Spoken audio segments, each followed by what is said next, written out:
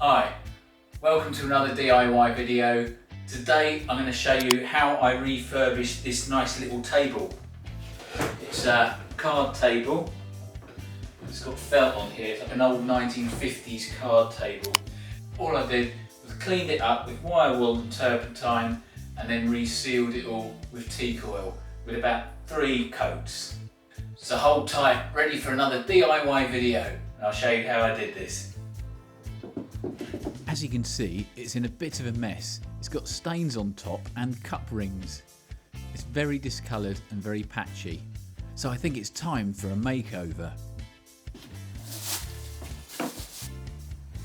So I've got wire wool, teak oil, turpentine and some gloves. I'm going to start by cleaning the top with turpentine and coarse wire wool. I'm just pouring a bit of turpentine on top and then just rubbing it in all over the top. I'm going with the grain so you can't see any sideways scratches. I'm also going to do the legs and the tray underneath. Turpentine and wire wool leaves a bit of a residue, but all it needs is a bit of a rub down with a dry cloth.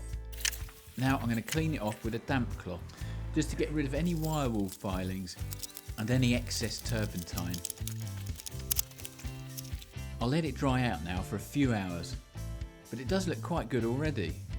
It has got most of the patches out. It's still a little bit damp in places, but I'll let it dry out further. You can see some of the scratches, stains and marks, but I think with the teak oil it should come out okay. I'll make sure I'm going to wear rubber gloves and I'm using a soft clean cloth.